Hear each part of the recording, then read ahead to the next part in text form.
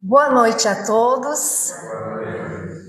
Que a doce paz do nosso querido Mestre Jesus envolva os nossos corações em muitas bênçãos de luz e de muita paz. Agradecidos a Deus, estamos por mais uma oportunidade de aqui estarmos neste mundo físico, agradecendo a Jesus que nos trouxe o Consolador prometido, a doutrina dos Espíritos, para que pudéssemos investir em nossa melhoria íntima, para que nós pudéssemos ser colaboradores do bem. Havia um homem, chefe de família. E esse chefe de família plantou uma vinha.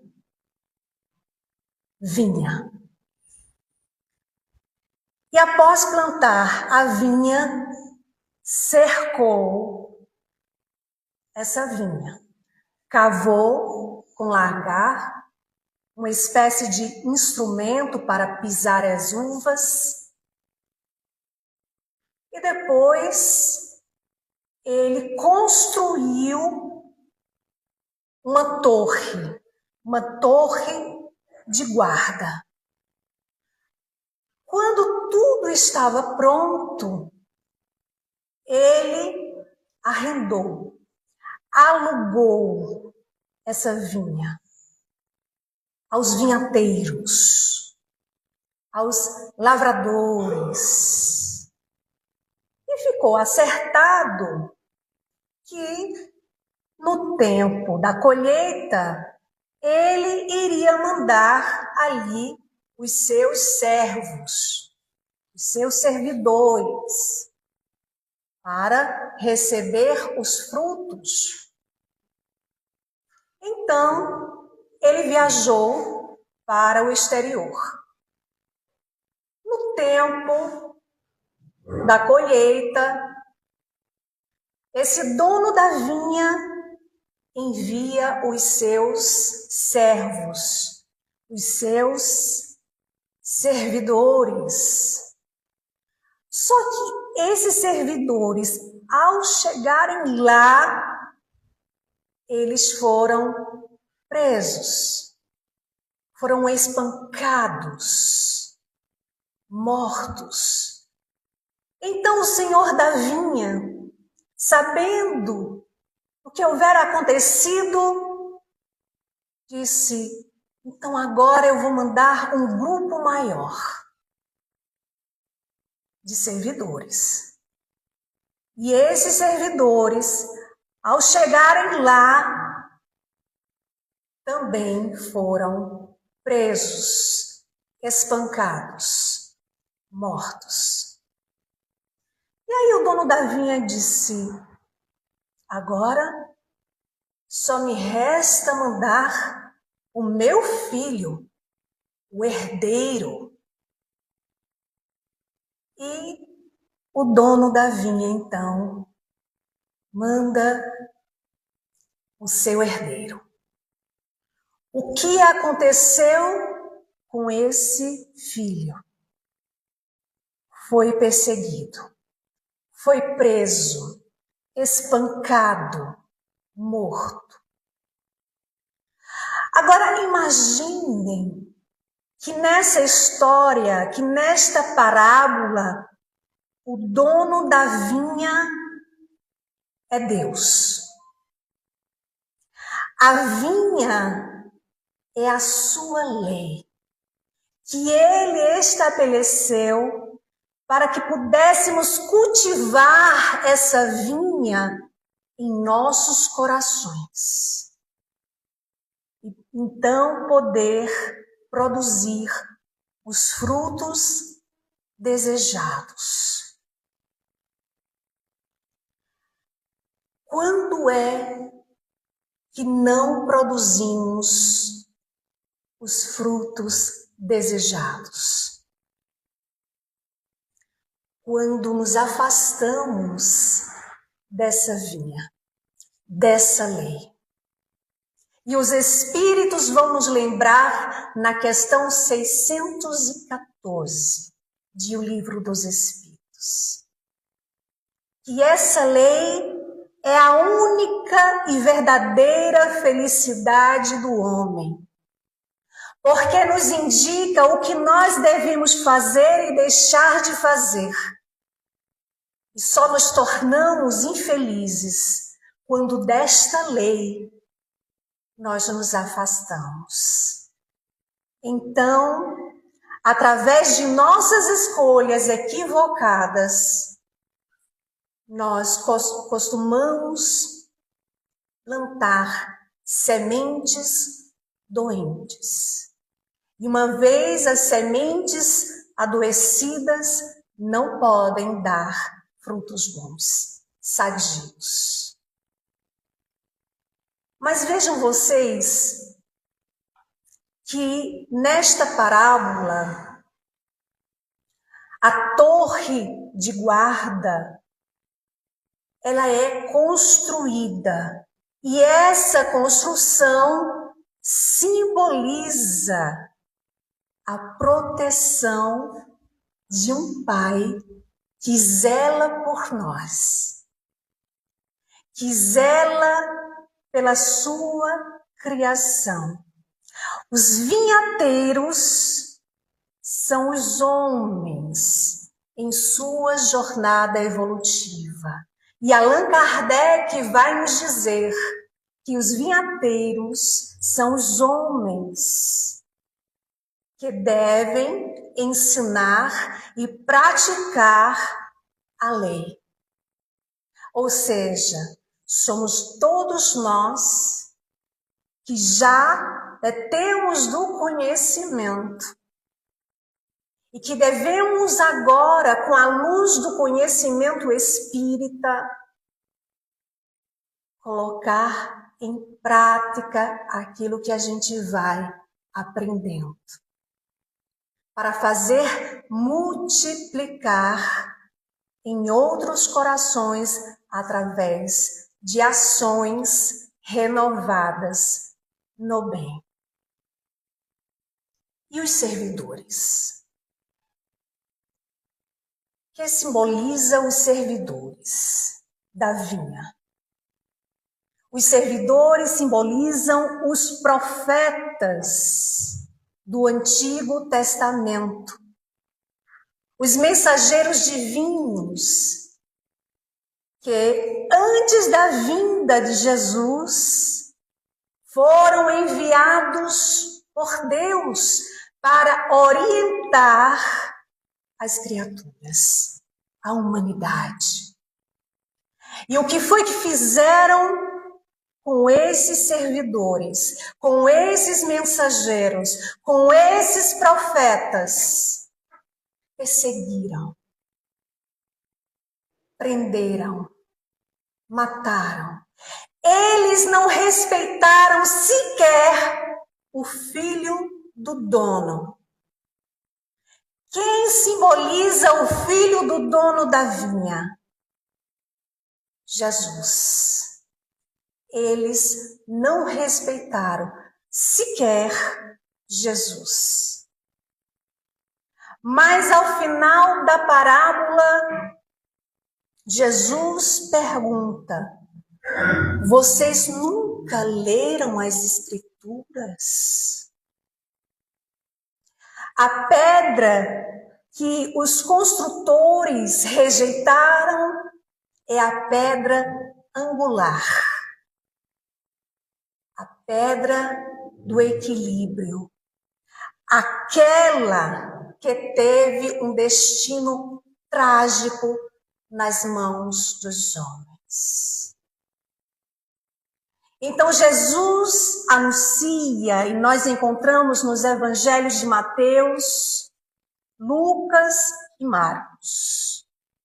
Jesus anuncia que o reino de Deus seria retirado daquela geração e seria concedido a uma nação que produzisse os frutos desejados. E lembremos que Jesus foi rejeitado pelos sacerdotes de sua época. Os seus ensinos foram combatidos. Porém, o tempo demonstrou e vem demonstrando dia a dia que é sobre o seu evangelho que está erguendo o verdadeiro edifício religioso que abrigará a humanidade. Jesus não criou nenhuma igreja. Jesus não criou nenhum templo de pedra. Mas ele convida aos nossos corações a fortalecer essa torre, esse templo sagrado dentro de nós, para que possamos multiplicar, produzir bons frutos, alcançando a outros corações. Neste livro, a Gênese é o 5º livro, a 5ª obra da codificação. Aqui no capítulo 17, Predições do Evangelho, na página 250, no primeiro parágrafo, Kardec vai nos lembrar. Depois de 18 séculos, a humanidade chegava à idade viril, estava preparada, estava madura para compreender o que Jesus não fez senão aflorar. Porque o próprio mestre disse que não seria compreendido. E por isso, muitas vezes, Jesus utilizou de parábolas, de alegorias, de histórias, para facilitar o entendimento daquele povo de sua época. Então, no livro Obras Póstumas,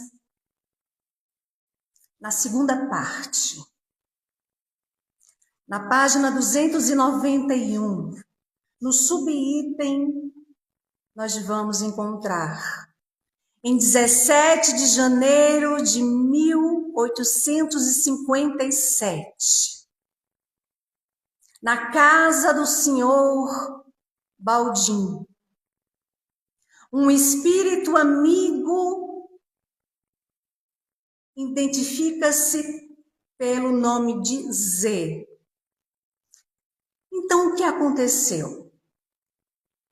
Kardec estava em casa e disse: vou lá na casa do meu amigo Baldim. Foi lá. A irmã de Baldim, médium, recebe a comunicação de um espírito amigo que se identifica por Z. E ele traz um recado para Kardec.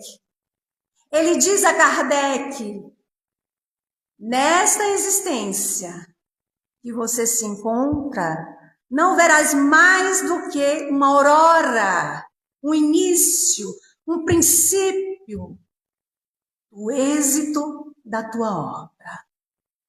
E ele já adianta ali para Kardec: terás que voltar, reencarnado no outro corpo, para completar o que houveres começado.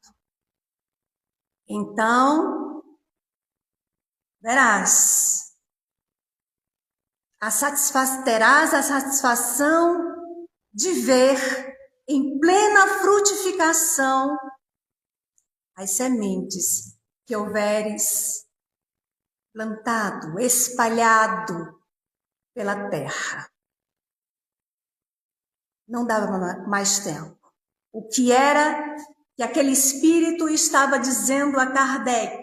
Kardec já tinha passado aí dos seus 50. Não dava tempo dele ver aquele trabalho que ele estava ali junto com o Espírito da Verdade, com outros espíritos, construindo, codificando. Não iria dar tempo.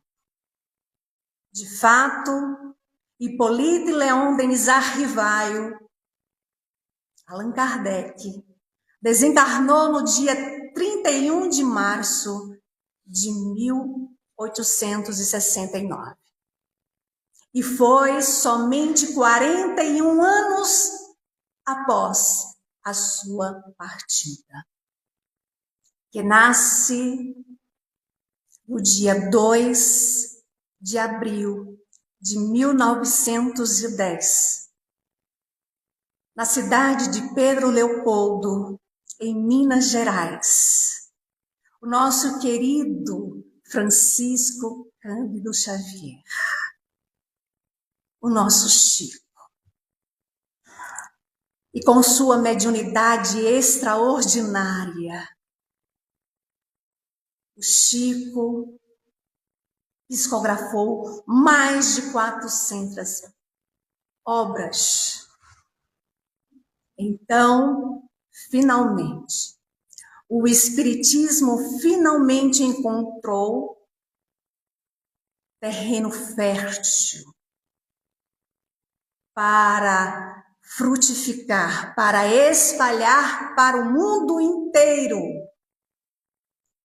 tendo no Brasil como centro de irradiação. Imaginem vocês, a missão espírita no Brasil começou a ser revelada em 1938, através desta obra Brasil, Coração do Mundo, Pátria do Evangelho. Psicografia de Chico Xavier, ditado pelo espírito Humberto de Campos, que de uma maneira extraordinária, Humberto de Campos nos traz os bastidores daquela época, das conversas. E é no primeiro capítulo que nós vamos encontrar uma conversa de Jesus com Relio. Quem é Relio? Relio é um de seus elevados assessores espirituais. Jesus revela a ele o destino especial reservado ao Brasil. E Humberto de Campos narra que Jesus, com suas mãos para o alto, como que pedindo a bênção do Pai, se referindo ao Brasil, ele diz: para esta terra maravilhosa e bendita será transplantada a árvore do meu evangelho, de piedade e de amor. No seu solo dadivoso e fertilíssimo, todos os povos da terra aprenderão a lei da fraternidade universal.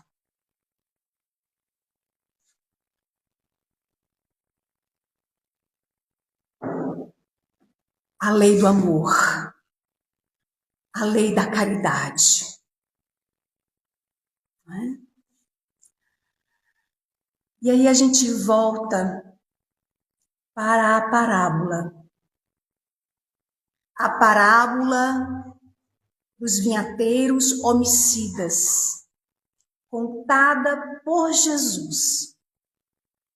Qual é a relação da parábola com a trajetória do Espiritismo? Vamos lá. A vinha simboliza os ensinos espirituais, a lei, que foi retirada de Jerusalém, cultivada temporariamente na França, para finalmente ela se estabelecer no Brasil. Há quem diga, nossa, que privilégio. Tenhamos cuidado com esse pensamento, com essa vaidade. Certa feita, um repórter perguntou ao Chico: como o senhor explica o título do livro Brasil, Coração do Mundo, Pátria do Evangelho, que recebeu no ano de 1938, quando o Brasil tem milhares de menores abandonados, de desempregados, de miséria. E o Chico humildemente respondeu: meu filho, o fundador do Evangelho foi crucificado. Por que esperar privilégio para um país? Não é privilégio, é responsabilidade. E aí vem a pergunta para nós: qual é a nossa responsabilidade? Nós que nesta existência reencarnamos no Brasil, nós que trazemos débitos inúmeros, múltiplos de existências pretéritas. Qual é a nossa responsabilidade? Nós que agora, nesta encarnação, temos a luz do Consolador prometido por Jesus. Ele nos prometeu o Consolador. Está no Evangelho de João, registrado no capítulo 14. Não vos deixarei órfãos, mandarei um outro Consolador, a fim de que estejas para sempre convosco. Ele está conosco. Ele afirma: estarei convosco até o fim dos séculos. Qual é a nossa responsabilidade? Nós que agora nos afirmamos espíritas.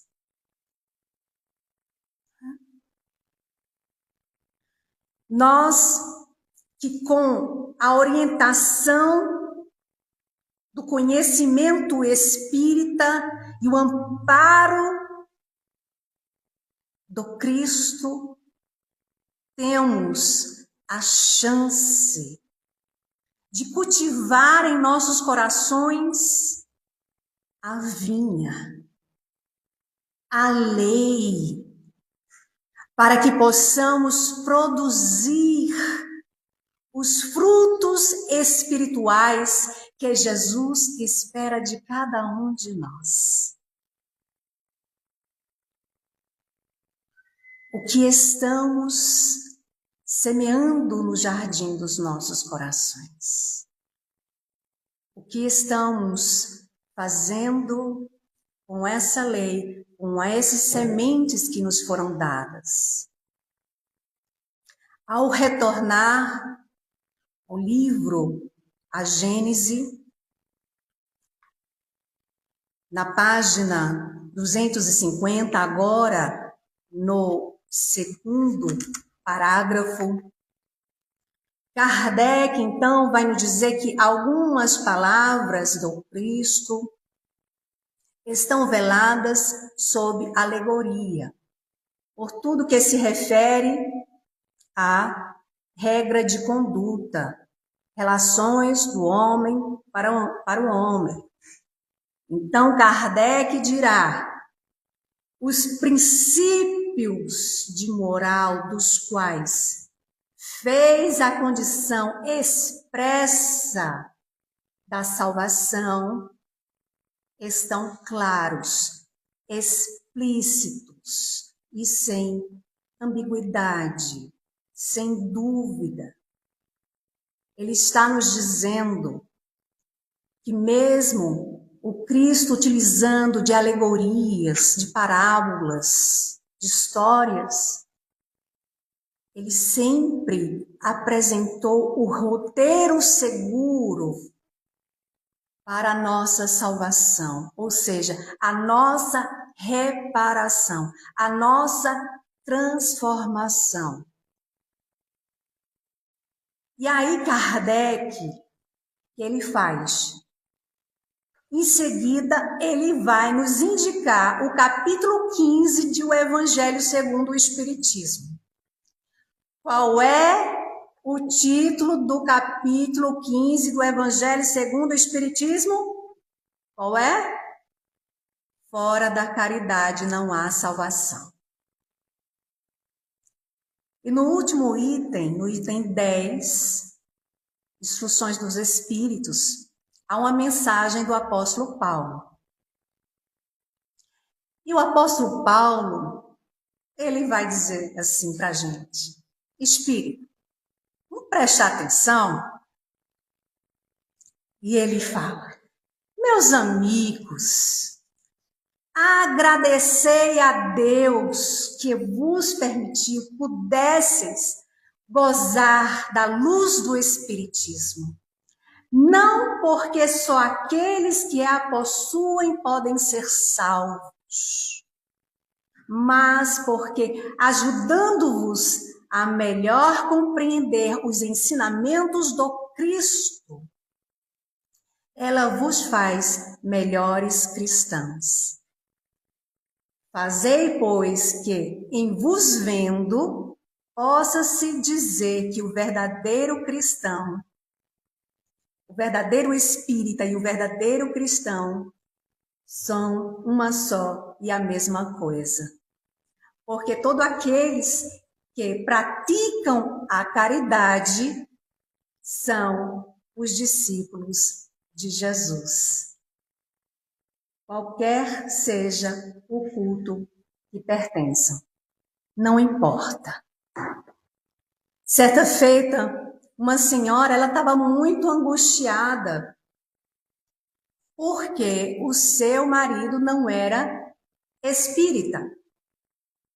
Ela procura o Chico, porque para ela era um defeito muito grande que ele tinha não ser espírita. E ela diz ao Chico: Chico, o meu marido, ele é uma pessoa muito boa. Ele é um bom chefe, ele é um bom filho. Ele ajuda as pessoas.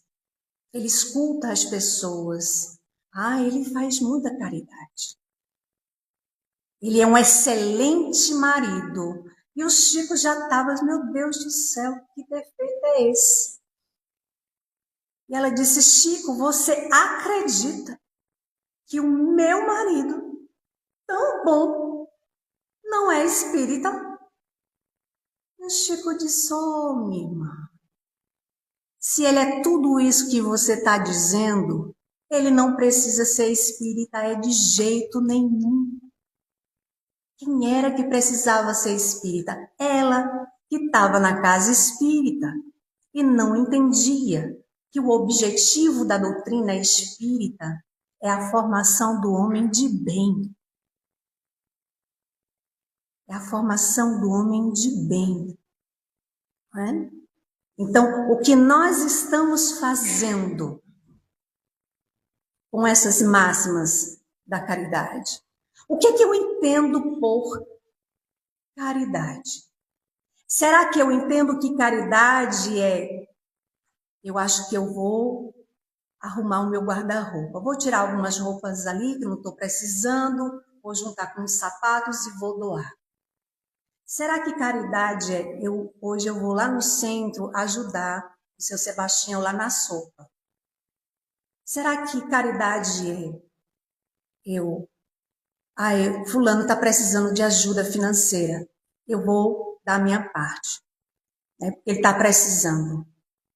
Será que a caridade ela se resume em dar ajuda material? Ajuda material é dever nosso. Se sabemos que o nosso irmão precisa de ajuda, é dever nosso ajudar, é beneficência. Mas há uma caridade muito maior que aquela que podemos fazer e devemos com nós mesmos. É essa que nos transforma. Porque à medida que a gente transforma, a caridade se torna natural. Eu passo a desejar o bem para aquele que me deseja o mal.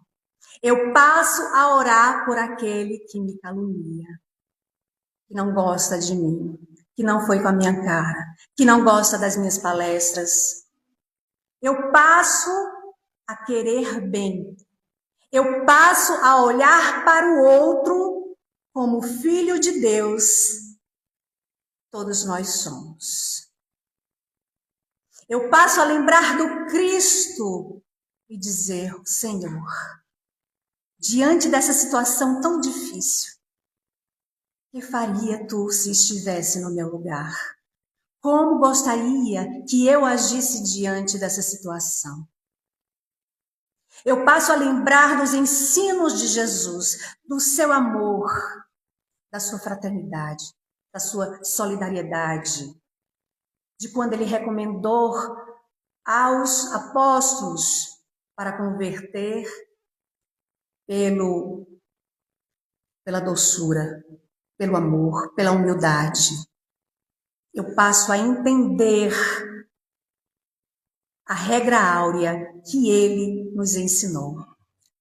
Passamos aos outros tudo aquilo que gostaríamos que a nós fosse feito. Mas vamos a uma outra pergunta. Que diria o Cristo se vivesse hoje entre nós?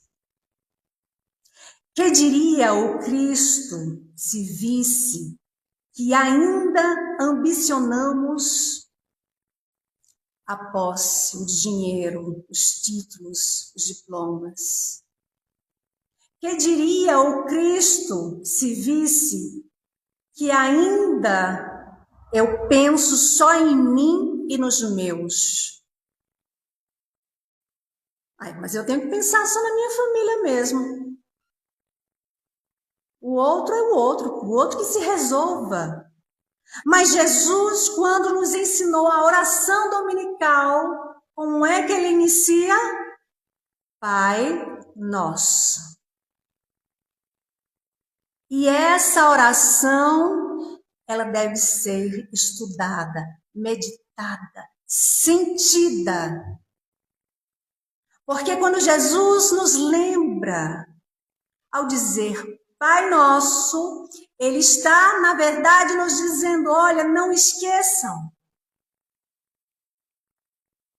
que não importa a sua condição social, não importa o sexo, não importa a cor, não importa o partido político, não importa a religião, todos são irmãos, filhos de um só Pai, que é Deus, que nos ama infinitamente, que quer a nossa felicidade, que nos dá a oportunidade, que nos deu o seu Filho amado para viver entre nós, para nos ensinar o caminho. E Ele nos disse: ninguém vai ao Pai senão por mim. Eu sou o caminho, a verdade e a vida. Ninguém vai ao Pai senão por Jesus. Estamos nos esforçando para seguir os seus passos. Nós que agora temos essa luz do conhecimento, estamos nós fazendo a nossa parte? Não teria Jesus o direito de nos perguntar: que fizestes dos meus ensinamentos? Dirá Kardec, e se ele não está aqui carnalmente, se ele não está aqui encarnado, ele está em espírito, e como o Senhor da vinha, virá prestar conta do que fizemos com a vinha, com a lei, essas leis que Deus colocou em nossa consciência, nos dando livre arbítrio para que possamos fazer a melhor escolha. O que estamos fazendo com todo o conhecimento que já detemos? No livro Momentos de Decisão, é um livro de psicografia de Divaldo Franco, pelo espírito Marco Prisco, e ali no capítulo 5, há uma mensagem intitulada Ganhe o dia de hoje. O título já é um incentivo, olha, não perde tempo, ganhe o dia de hoje. E ali apresenta um versículo que está no Evangelho de Tiago, capítulo 4, versículo 14. Quando diz: vós não sabeis o que sucederá amanhã. A gente não sabe o que vai acontecer daqui a 5 minutos. Quanto mais amanhã. Sabendo dessa verdade, por que ainda nos prendermos às coisas do mundo? Nada levamos. Não levamos roupa, calçado, carro, casa, dinheiro, títulos, nada disso a gente leva. Agora a gente leva aquilo que a gente agrega ao nosso coração, à nossa mente, ao nosso espírito. Quais são as sementes que estamos plantando no jardim dos nossos corações? Então, que possamos refletir sobre essa vinha, essa lei, que é para todos. E que possamos nós, sobretudo espíritos, não apenas falar, mas o Evangelho, lembremos, ele precisa ser meditado, estudado, sentido, vivenciado. Nos lembra Alcione, no livro Renúncia, quando conversava com o padre Damiano, uma das encarnações de Emmanuel. Ela dizia, eles ali conversando, estudando os evangelhos, ela dizia: padre, o evangelho precisa ser estudado mais, precisa ser meditado, sentido, vivenciado. Nós precisamos ganhar o dia de hoje com bom ânimo, abraçar o Evangelho do Cristo com o coração, lembrar que Ele nos disse: no mundo tereis aflições. Tem de bom ânimo, eu venci o mundo. A nos dizer que sim, nós podemos vencer o nosso mundo íntimo, as nossas dificuldades, os nossos medos, os problemas que aparecem, se nos colocarmos com vontade firme e sincera de a cada dia renovar os nossos corações.